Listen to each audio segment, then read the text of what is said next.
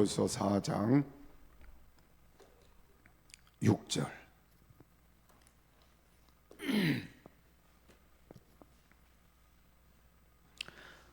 6절과 7절 말씀 우리 같이 읽겠습니다. 아무것도 염려하지 말고 오직 모든 일에 기도와 간구로 너희 구할 것을 감사함으로 하나님께 아뢰라. 그리하면 모든 지각에 뛰어난 하나님의 평강이 그리스도 예수 안에서 너희 마음과 생각을 지키시리라. 아멘. 우리 함께 인사하겠습니다. 할렐루야. 능력 주시는 자 안에서 모든 것을 할 수 있습니다. 아멘. 오늘은 감사함으로 아뢰라는 제목을 여러분과 함께 나눌 것입니다. 조금 예를 들어서 제가 서론을 좀 말씀드리려고 합니다. 존 베이커라는 사람이 감사요법이라는 책을 썼습니다. 그 책의 핵심은 뭐냐면, 감사는 환경을 변화시키지는 못하지만 태도를 변화시킨다. 한번 따라 하실까요? 감사는 환경을 변화시키지는 못하지만 태도는 변화시킨다. 그래서 이 감사가 변화시키는 그 근본은 태도에 있다는 걸 우리에게 말씀을 해주고 있는 겁니다. 우리가 생각해 보면 아무리 감사해도 가난한 사람이 부자 되진 않습니다. 또 아무리 감사해도 장애를 가진 사람이 정상으로 되지도 않습니다. 또 아무리 감사해도, 좀 미안한 말이지만, 얼굴이 좀 못생겼어도 미인은 되지 않는다는 걸 우리가 알고 있습니다. 그죠? 그런데 감사하면 가난해도 부자보다 행복할 수 있습니다. 그렇죠? 그리고 감사하면 조금 몸이 불편해도 정상인보다 행복할 수도 있습니다. 또 감사하면 조금 못생겼어도 잘생긴 사람보다 행복할 수 있습니다. 그래서 감사하는 게 우리의 삶에 더 유익하다는 걸 알 수가 있습니다. 그래서 예를 들어서 이 사람이 두 사람을 설명을 했어요. 제가 한 말이 지금 아니에요. 이 사람이 쓴 책에 그렇게 기록되어 있는 거예요. 자, 그러면 베이커라는 사람이 예를 든 사람이 누구냐면, 한 사람은 여자를 들었는데 캐롤이라는 사람을 들었습니다. 이 사람은 32살인데 지금 몸은 어떤 몸이냐면 어린아이의 몸을 갖고 있는 그런 상태였습니다. 그런데 다리도 없습니다. 팔도 없어요. 여러분 상상해 보세요. 몸은 있는데 뭐가 없어요? 다리도 없고 팔도 없어요. 그 몸을 갖고 있는 그 사람이 늘 밝은 거예요. 그래서 사람들이 이렇게 물었습니다. 어떻게 당신은 그런 환경에 있는데 그렇게 밝게 사십니까? 그렇게 물었더니 이 사람이 이렇게 말을 했습니다. 하나님께서 내게 이런 몸으로 태어나게 하셨습니다. 그리고 하나님께서 허락하셨다면 거기에 분명한 이유가 있을 겁니다.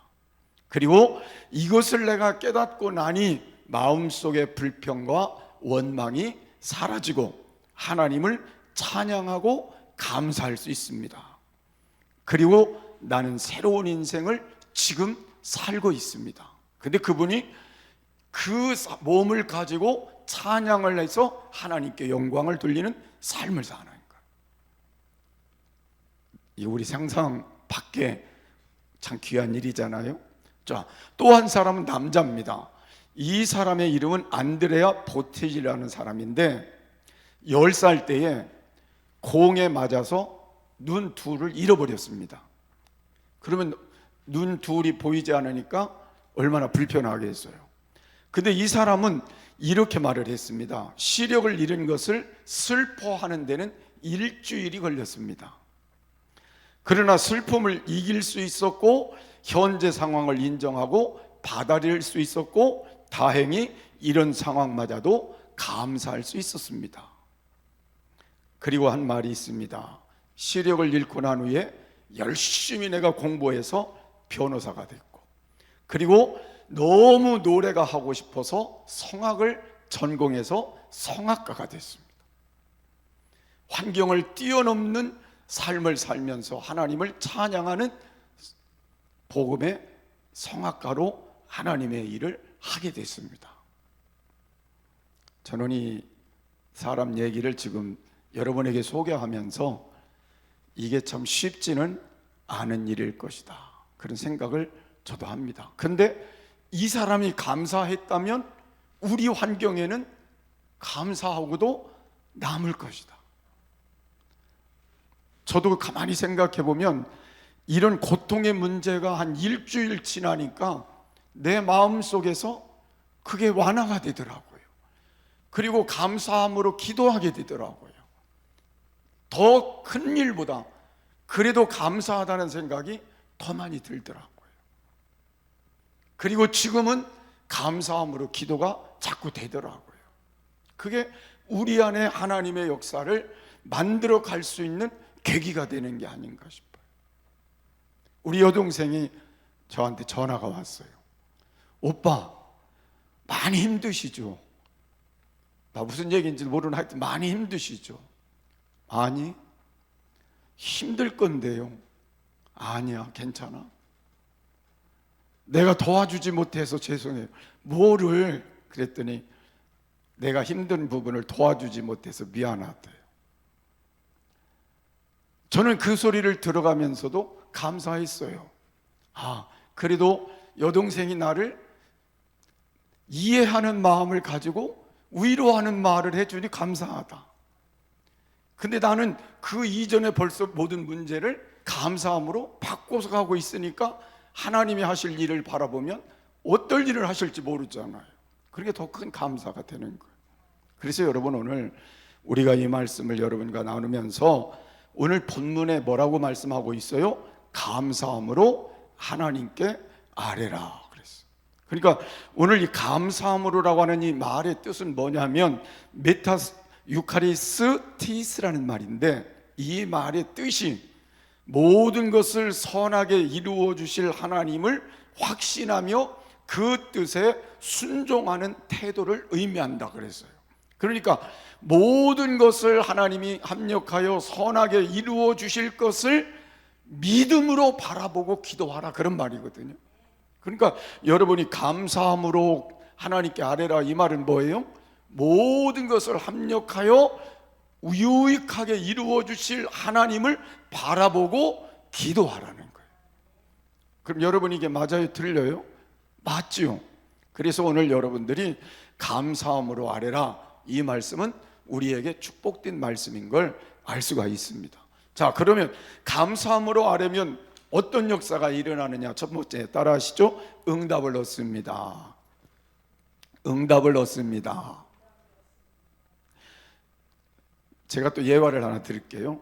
진실한 농부 한 사람이 있었습니다. 이건 일본 얘기예요. 자, 몸이 불편해서 병원에 갔어요. 근데 병원에 갔더니 판정이 뭘로 나왔냐면 위암 판정이 나왔습니다.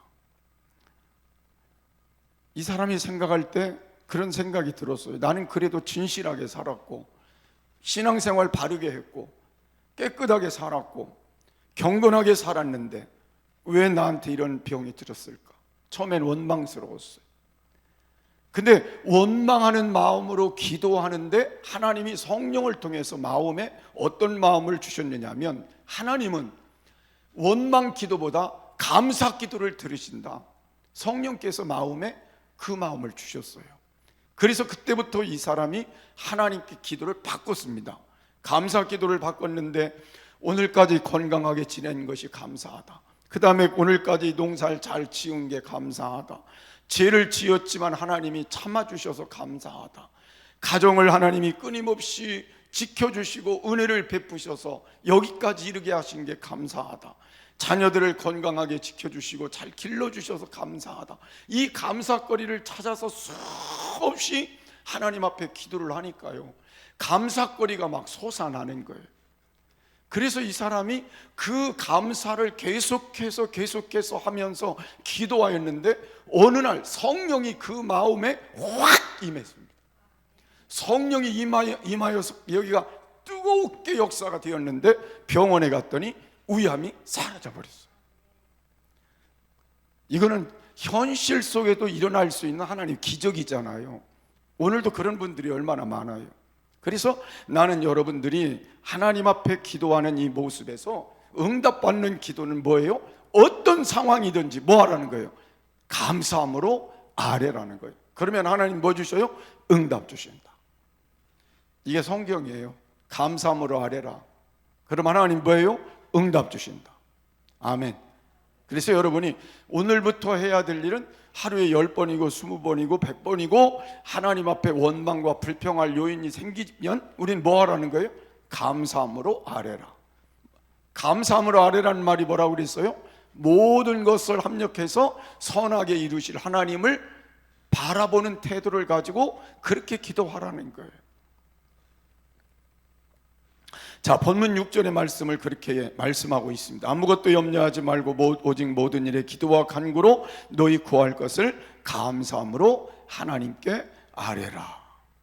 자, 그래서 하나님은 염려하는 걸 기뻐하시지 않는다는 거예요. 하나님은 우리에게 오직이라는 단어를 하나 쓰시고 모든 일에, 그러니까 모든 일에는 다 들어가는 거죠.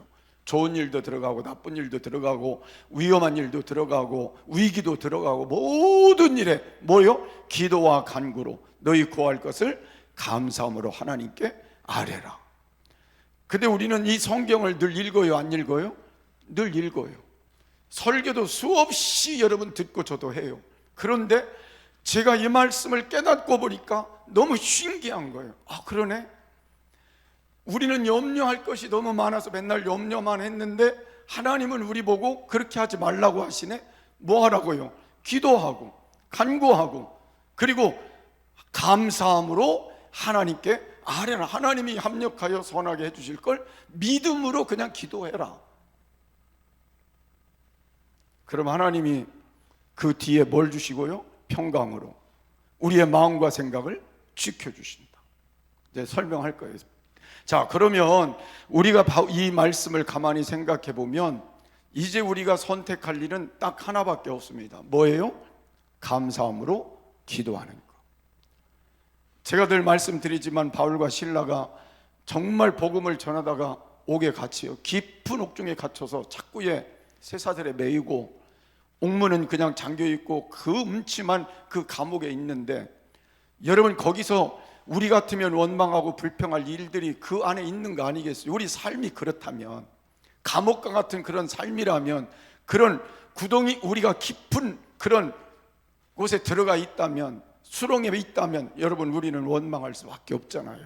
그런데 바울과 실라가 우리하고 다른 점이 뭐예요? 그 속에서도 하나님을 믿고 하나님을 향해서 뭐 했다는 거예요?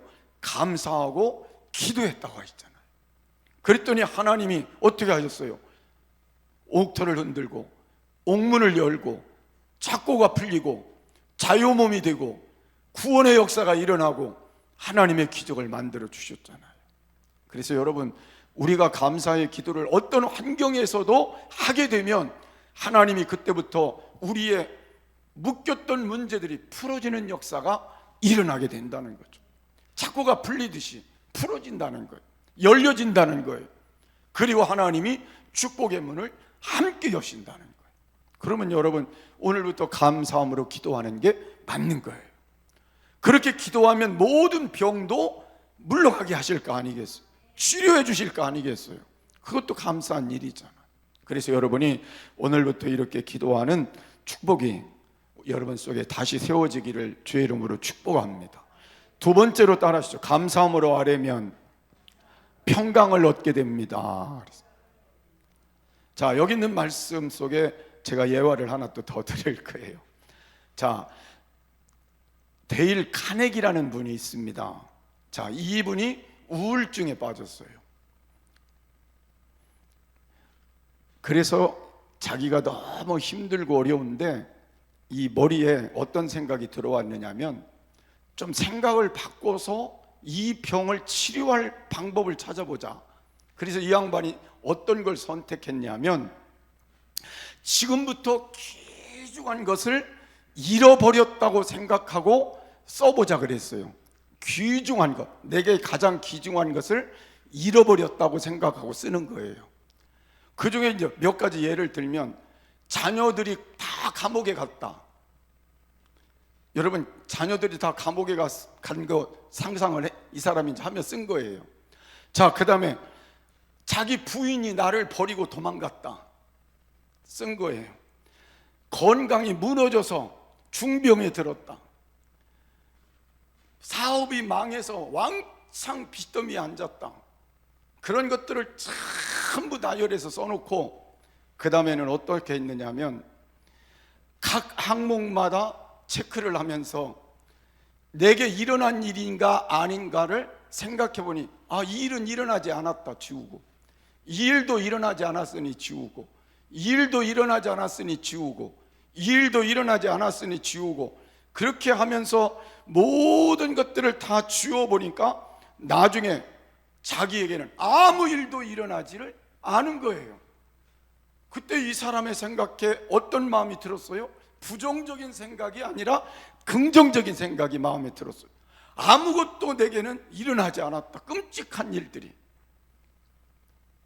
그래서 다시 내게 일어난 일들을, 일어날 일들에 대해서 긍정적인 쪽을 적었어요. 그랬더니 긍정적인 쪽을 적다 보니까 감사할 일들이 마음속에서 막 솟아나는 거예요. 그러다 보니까 마음에 평강이 와서, 그래서 우울증이 고쳐졌어요. 나는 여러분들 한번 좀 해보라는 걸 지금 말씀드리는 거예요. 만약 여러분들 마음이 복잡하고 힘들고 막 우울하고 그러거든, 내가 일어나지 않았지만 그런 일이 일어났다고 생각하고 전부 적어놓고 나중에 하나씩 여러분 지워보시고, 이런 일들이 일어나지 않았으니 감사하다 한번 느껴보라는 거예요. 그리고 내게 일어난 긍정적인 일들을 다시 살펴보라는 겁니다. 리스트를 한번 써보라는 거예요. 그러면 여러분 행복할까요? 행복하지 않을까요? 별로 흥미가 없어요. 제가 이걸 혼자 설교를 주일날 준비해 놨으니까 혼자 머릿속에 그려가며 생각을 해보니까요, 너무 행복한 거예요. 내가 일어날 나쁜 일들을 다 생각을 하고, 그리고 그걸 하나씩 아니라고 생각하니까 너무 행복한 거예요. 하나님 앞에 너무 감사한 거예요. 그리고 지금 있는 일들이 좀 힘든 부분도 있지만 하나님이 여기까지 그래도 지켜주시며 생각하니까 감사한 거예요. 그래서 나는 여러분들이 살아가는 동안은 항상 이런 감사를 다시 재발견하고 찾아보고 여러분의 삶을 뒤바꿔 가는 삶이 필요하다는 거예요. 아멘. 아까 말씀드렸잖아요. 남편이 없다고 생각하다가 지금 있으니까 뭐예요? 얼마나 감사해요. 아내가 없다고 생각했다가 아내가 있으니 얼마나 감사한 거예요. 그래요, 안 그래요? 저는 우리 집사람 여기 앉아있지만 없다고 생각하면 저 못 살 것 같은데, 감사할 줄 모르고 살았잖아요, 그죠? 맨날 있으니까. 근데 그 생각을 하니까 마음에 너무 귀하고 감사한 거예요. 나는 여러분들도 마찬가지예요. 여러분이 없다고, 아무도 이게 없다고 생각하다가 여러분이 와서 앉아 계시니까 얼마나 감사한 거예요. 그렇죠? 감사를 다시 마음속에 가지자는 거예요.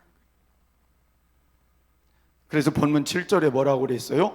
그리하면 모든 지각에 뛰어난 하나님의 평강이 그리스도 예수 안에서 너희 마음과 생각을 지키시리라.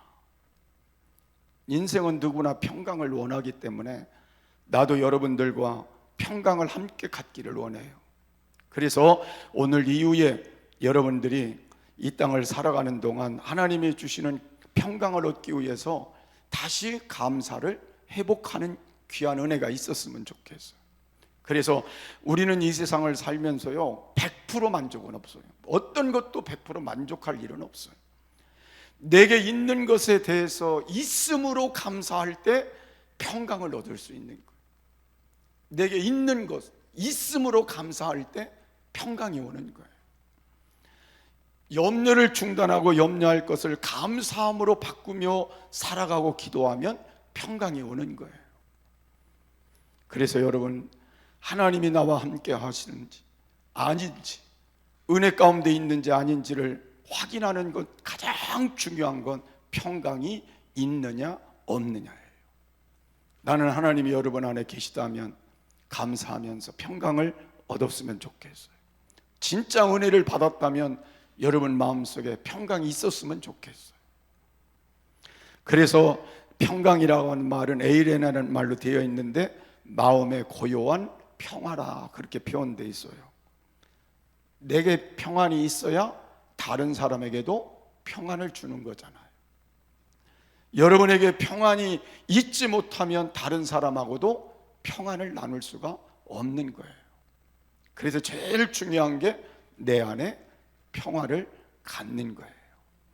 나는 여러분이 오늘부터 이 평안이 감사함으로 여러분 마음속에 넘쳐나기를 바라고, 그래서 여러분 만나는 사람마다 뭘 나눠줘요? 평안을 나누어 줄 수 있는 귀한 축복이 있기를 바랍니다. 아멘. 자, 세 번째로 감사함으로 하려면 따라하시죠. 생각을 지켜주십니다. 이것도 일본 얘기 하나 더 해야 돼요. 자, 일본에 아오모리라는 지방이 있는데 사과 산지로 유명하대요. 우리나라는 사과 산지가 최고로 유명한 데 어디예요? 대구. 그 다음에 유명한 데가 어디예요? 제 고향 예산. 사과 산지로 이 지역이 굉장히 유명한데 어느 해 추수기에 태풍이 불어가지고 사과들이 많이 사과밭에서 사과가 떨어졌어요. 대부분의 사과가 완전히 익기 전에 떨어졌으니까 가치가 이제 없어진 거잖아요. 우리가 생각하면 얼마나 원망스럽겠어요. 1년 농사 망쳤으니 얼마나 속상하겠어요. 그런데 이렇게 보니까 그래도 남은 사과들이 매달려 있더래요. 그래서 이 양반이 예수 믿으니까 하나님 앞에 그 사과밭에 앉아서 감사 기도를 하는데 불평하지 않고 감사 기도를 드리고 있다가 사과를 보는데 머릿속에 탁 지나가는 하나님의 지혜가 딱 떠올랐어요. 어떤 지혜가 떠올랐냐면 태풍이 지나가도 절대로 떨어지지 않는 사과, 그 명칭이 딱 떨어진 거예요, 여기에.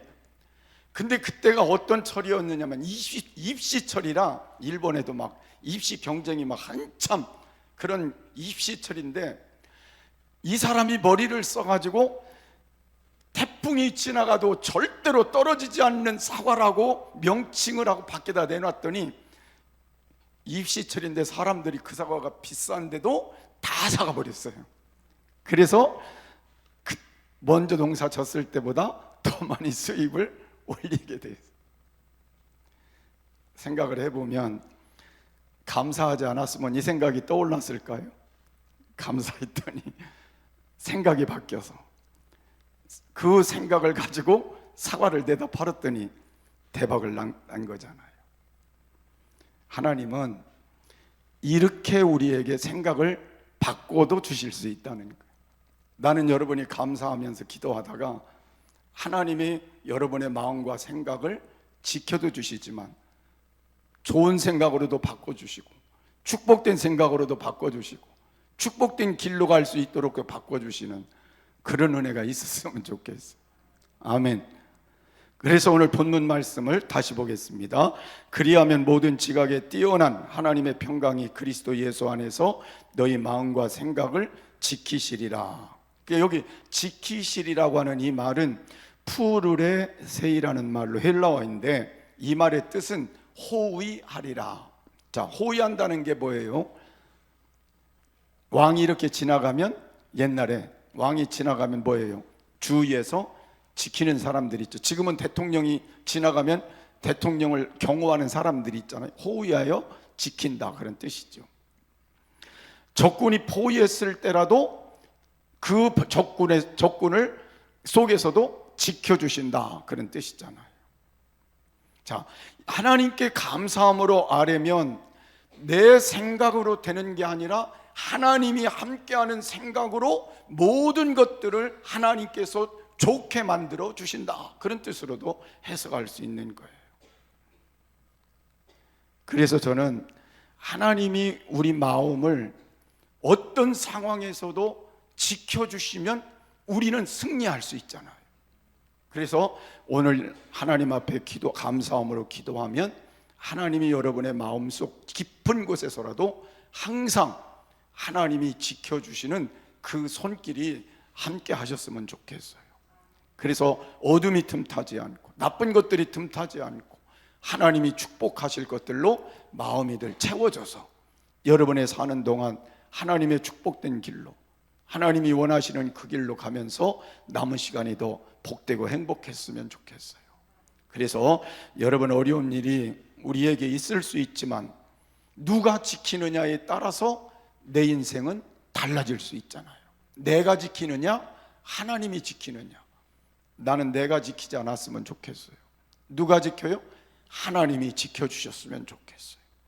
그렇게 하게 될 때 이제 남은 시간 하나님이 도우심을 통해 여러분들에게 평강이 임하는 그 축복이 여러분에게 와줬으면 좋겠고, 하나님의 응답의 축복이 여러분에게 늘 넘쳐났으면 좋겠습니다.